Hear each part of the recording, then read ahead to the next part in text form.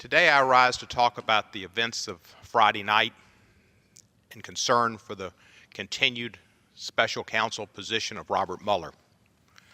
On Friday night late, the Deputy Director of the FBI, Mr. Andrew McCabe, was fired. I haven't seen the IG report. Nobody's seen it. It won't be available till April. But it's concerning that that late at night, people were working at Justice to fire a career employee and possibly deprive him of his pension.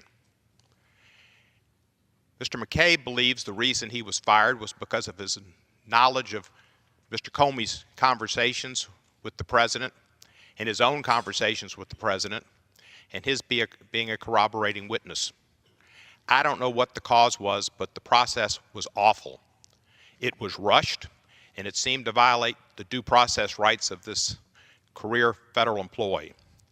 And then to watch the President of the United States, a multi-billionaire, spike the ball on being able to deprive a 20-year federal employee of a pension was cruel, un-American, and mean-spirited.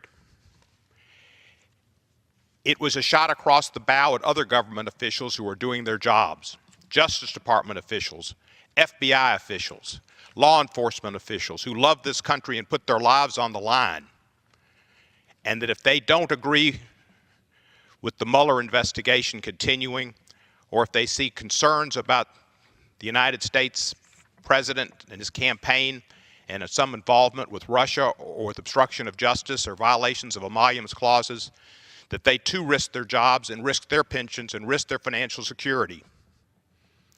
It's a scary time in America, and we're looking at the abyss. In December, I was concerned about this as well. And Representative Walter Jones of North Carolina, a Republican, and I have a bipartisan bill, House Bill 4669, which has a Senate companion filed as bipartisan as well by Senator Tillis and Senator Coons, which is Senate Bill 1741. And it gives the special counsel due process if he is fired for causes that are not objective related to his job and the performance of his duties. But it means he couldn't be fired for politics, and he couldn't be fired to squelch an investigation concerning the very fundamentals of this country and allegiance and adherence to the Constitution and the laws of the United States of America, for which we have all taken an oath to uphold. Nothing is more sacred. If the President has done nothing wrong, as he has said on many occasions, and he's tweeted recently about Mr. Mueller and said it's a witch hunt, and said there's no collusion. If there is no collusion, if there is no obstruction of justice, if there are no violations, the President should, as Representative Trey Gowdy has said, welcome the continuation of the investigation to clear him. As Representative Trey Gowdy said, he is not acting like a man who is innocent. And Representative Charlie Dent has said similar things. If you have nothing to hide, why stop an investigation if there's nothing to find?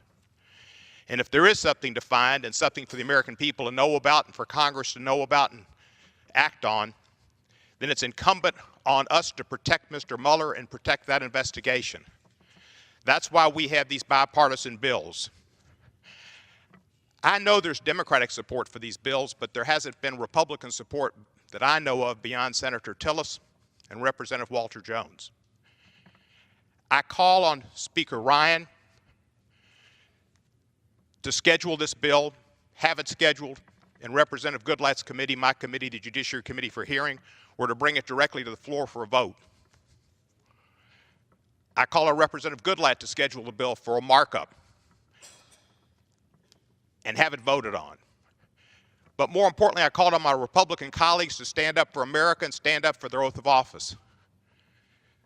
We get along, Republicans and Democrats.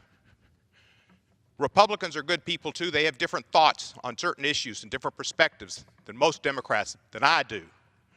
But we all believe in America that should not be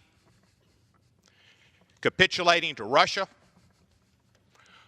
and an America that shouldn't be seeing the Constitution shredded and laws violated.